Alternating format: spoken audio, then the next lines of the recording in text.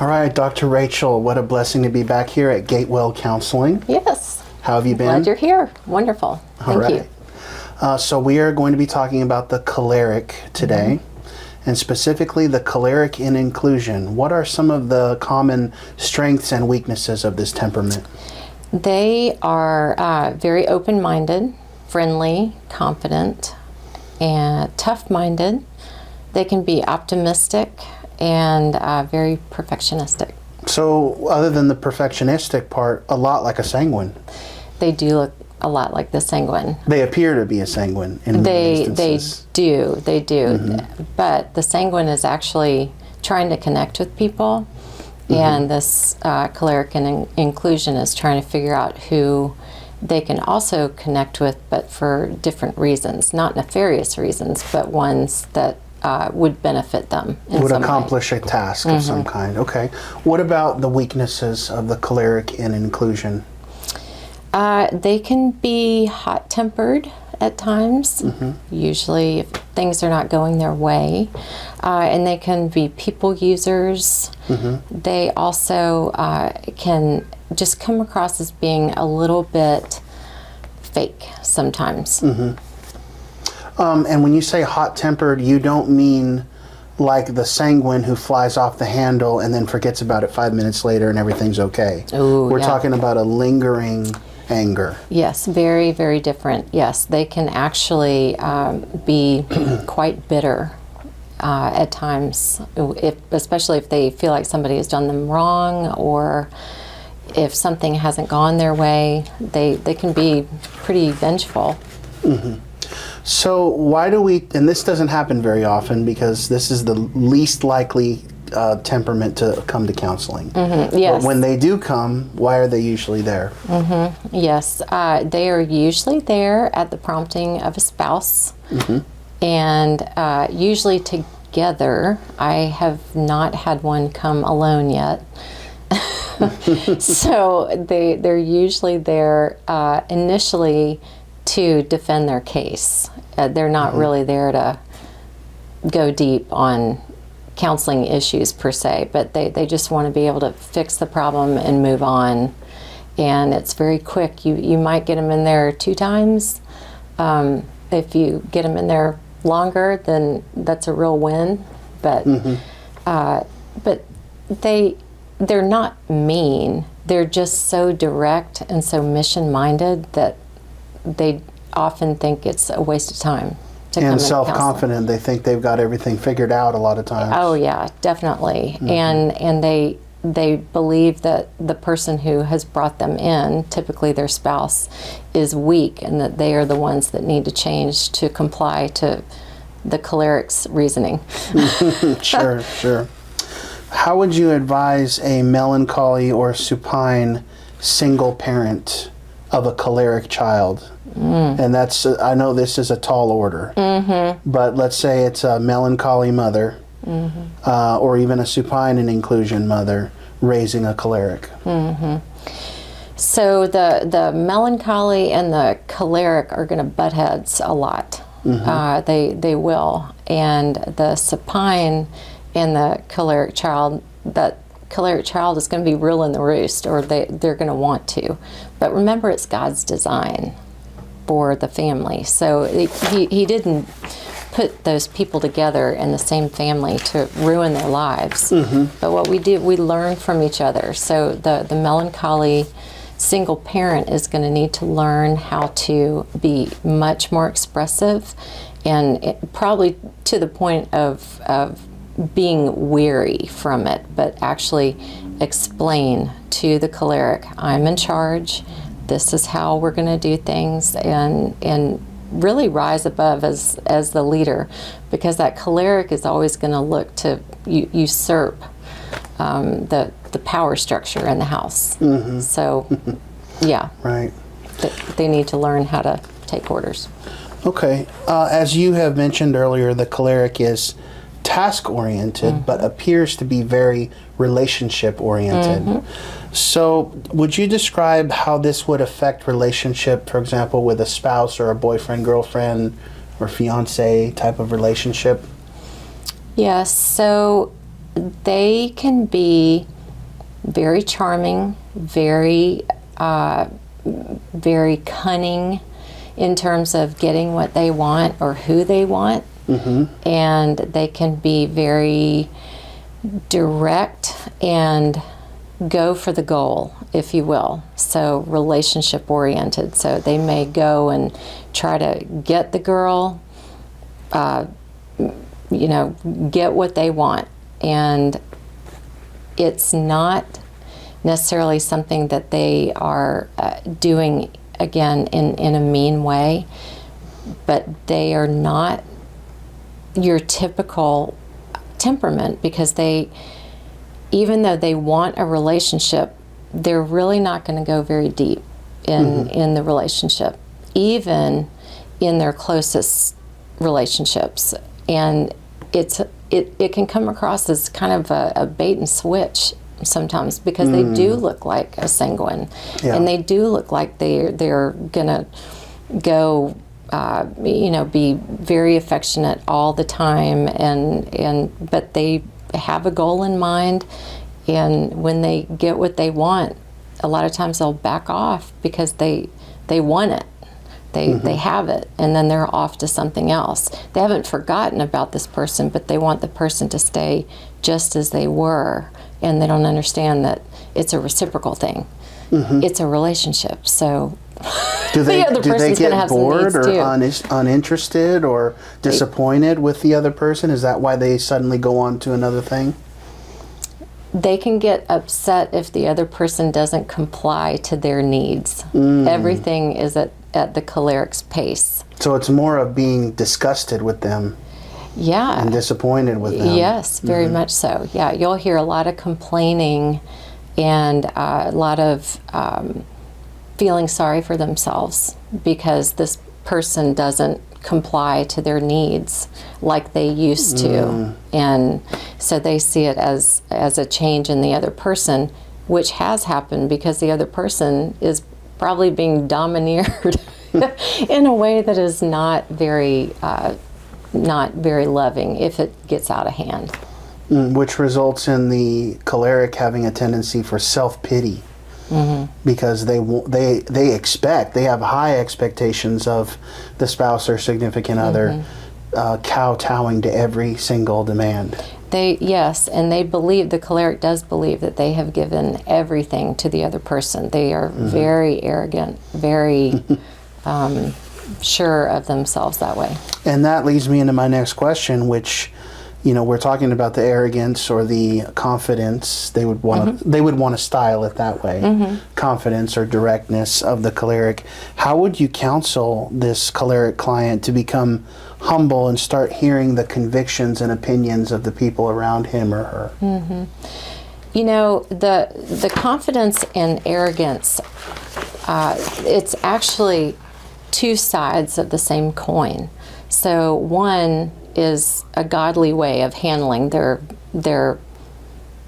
what they know and what they do well. The other is believing that they are God in doing it and that everyone needs to comply to them. So when we have somebody who is presenting like that, they look like they have it all figured out, but actually deep down they're not so confident, and a lot of that is show. A lot of that is them feeling, well, what if I don't know what's going on, and they're having to prove to others all the time what they don't necessarily feel inside. Right. Let's talk about the blendings a little bit, because this is a common construction. We don't all the time see cholerics in inclusion. Sometimes they're choleric phlegmatics in inclusion.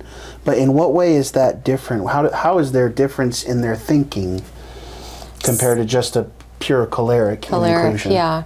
So the choleric phlegmatic is going to be a little bit more even-tempered. They would still fly off the handle every now and then, but it's not going to be so harsh. The choleric can really be pretty harsh. They can be mean-spirited, and the phlegmatic portion of that tempers it so that it's not quite as acute. It's not quite as hard to deal with when they're going that direction. They're not always, of course, but when they're upset about something, they can really let people have it around them and be very demanding. But the phlegmatic part of that tempers it so that they're also able to recover faster and not brood so much. They can move on a little bit easier. So then the choleric phlegmatic is really going to appear like a sanguine. Well, they're going to be far more bubbly and yes, personable. Yes. Mm-hmm. Yeah. So that harsh edge is kind of tempered a little bit. I wouldn't say bubbly, but okay. yeah. All right. They might want to be bubbly, yeah, but They're going to be sanguine-ish. yes, Yeah. sanguine-ish Got for it. sure. Now, Yeah. we know that when you reverse that and make Yeah. phlegmatic on the front end, so they're phlegmatic choleric, Mm-hmm. not rather than choleric or choleric phlegmatic, that is a much different kind of a person. That's It far really harsher. is, yeah. So the phlegmatic choleric, what happens is they're going to present like a phlegmatic, Mm-hmm. which is even keel, can handle pretty much anything. But then let's say something happens, they're going to respond like a choleric, meaning Mm-hmm. they're just going to chomp somebody. And then everyone's thinking, I thought you're so mild-mannered. And, Right. really they're going to look like a scorpion or something where, they just are going along and shoo, they get you. So steer clear if they're mad. But there's also strengths for the phlegmatic choleric in inclusion. The things that they can accomplish are just amazing. Astounding. Yeah, truly. Yes, there are always pluses and minuses. All right, so moving on to the control area of the choleric temperament. As you know, the choleric in control is very decisive, very well disciplined, almost militaristic, in the way that they approach things. What kind of a career or project would be good for someone with this temperament in their control area? Well, military is a really good place for them. Anywhere they can establish leadership, they are so capable of not just coming up with the idea, but carrying it out. They are also excellent at getting people together to actually work on a mission with them and accomplish that goal. A lot of CEOs, a lot of people that have to manage others, but with a clear hierarchy, or where the roles are just very clear. That's going to be the best situation for a choleric in control. You wouldn't want to have something where the choleric is having to be on other people all the time if it's nebulous. Right. Okay. They're very driven. They'll go on and on and on. And that's one of their strengths, but it's also one of their weaknesses, right? Because they tend to suffer burnout. So how would you counsel a choleric in control to implement ways of avoiding burnout? Showing the choleric the value in other people is really helpful. And you do kind of have to gauge it like that. Teach them to delegate. Well, they have to be able to see, or at least entertain that other people could do a similar job to them, because they think that they are the only ones who can do the job. Right. And so, yes, delegate, but you can't just delegate to anybody. They have to actually see that even doing things in a different way would be okay, and allow them just to back off from just that drivenness. I would think that a choleric in control has a natural mind for that. They have a knack for seeing strengths in others. On the negative side of that, though, they'll also see the weaknesses and then resent those people. Yeah, they're great strategists. They really have the ability to think through, just a lot of different scenarios and carry it out. Not necessarily see all the pros and cons, but they can see big picture.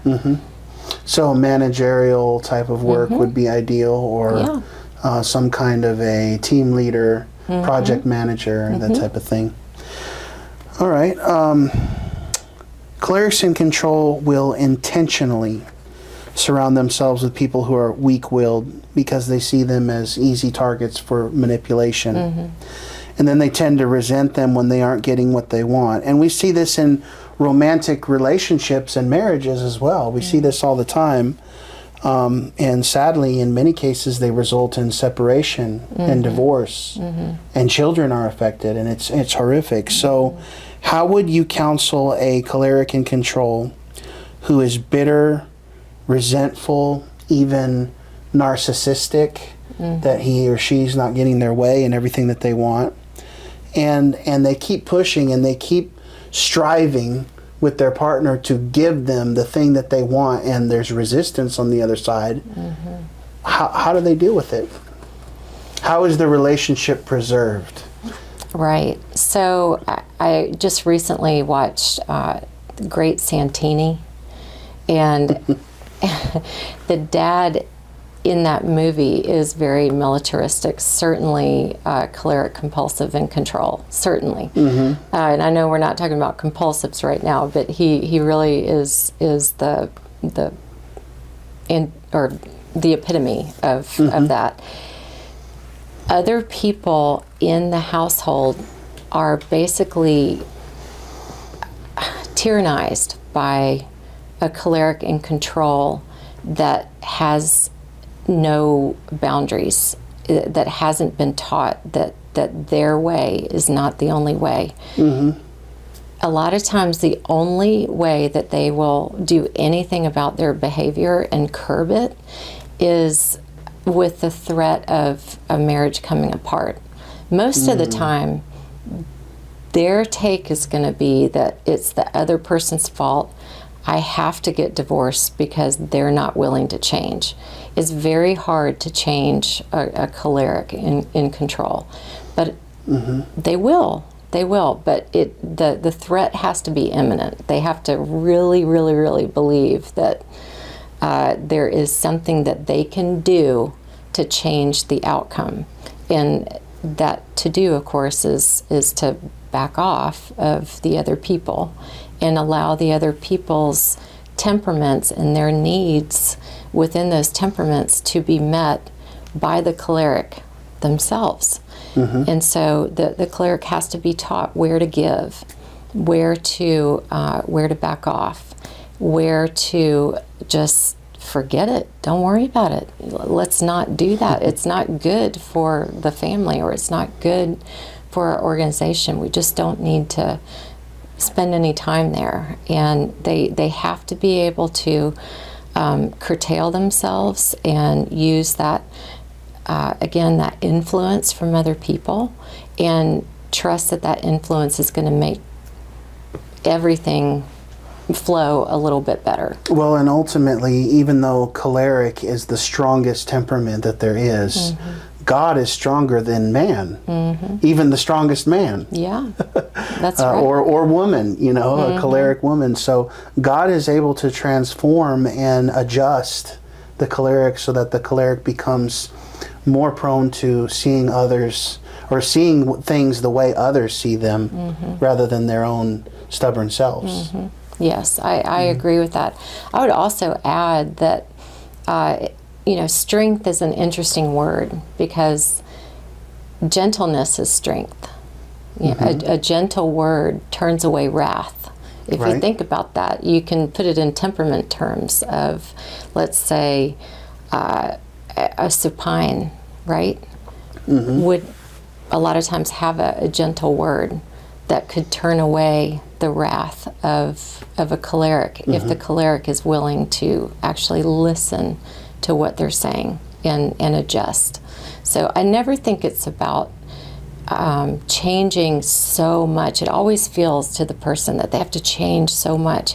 It's really not. It's just adjusting. It's turning just a little to accommodate the other. Right. Okay. Well, let's talk about the choleric phlegmatic in control now. And as you know, this temperament is a little bit different from the choleric in control. How do they tend to differ when it comes to their decision making? So choleric phlegmatic is it's just so interesting because the choleric is so decisive, and phlegmatic, the pure temperaments, can be indecisive.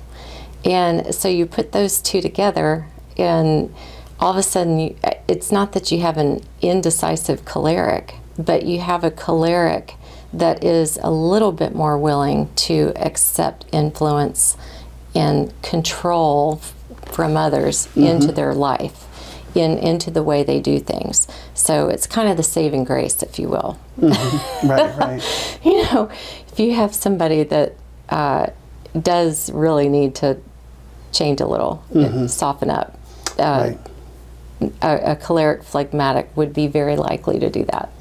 And regarding their decisions in particular, would you see them struggling less or more when it comes to family decisions, for example, how they choose to conduct themselves in the relationship? That's a great question.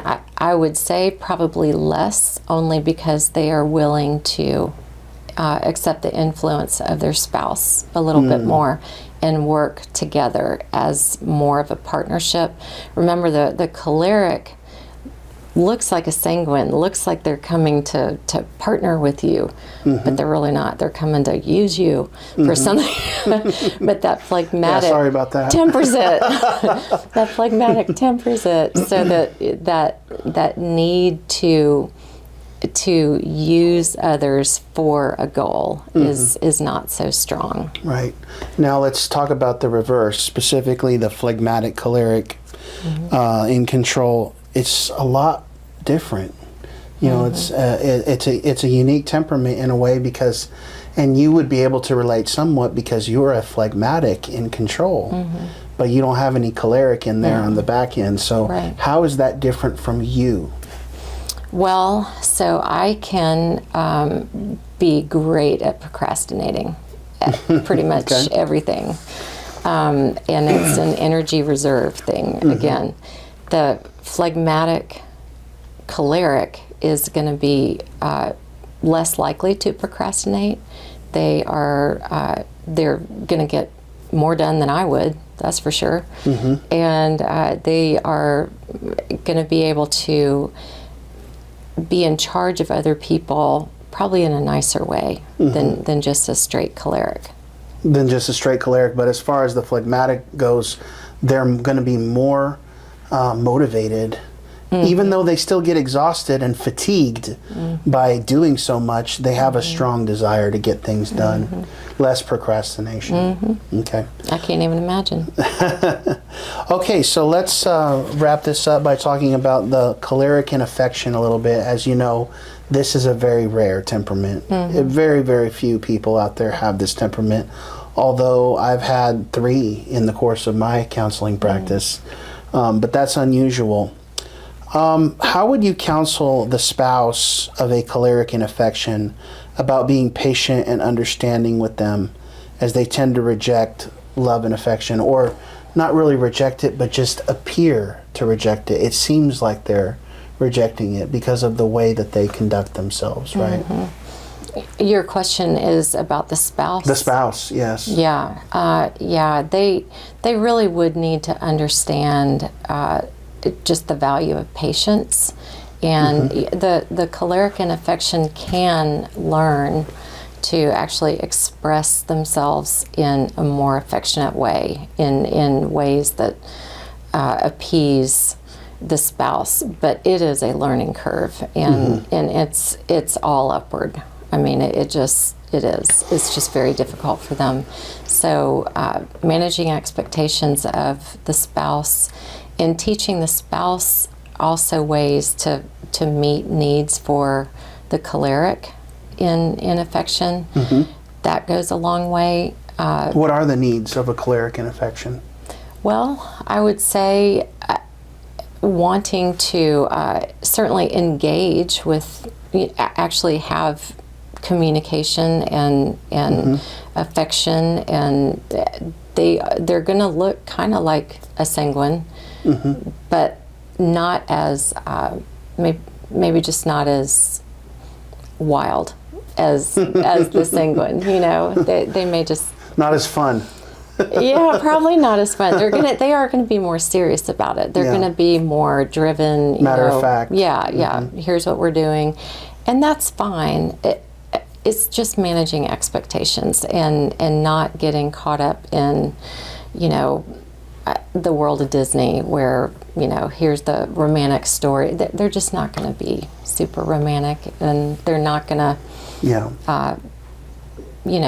offer much more than what they present as. They can learn a little bit more, but not a lot. And then how would you advise or counsel the choleric in affection to not be so difficult as far as appearing to reject love and affection?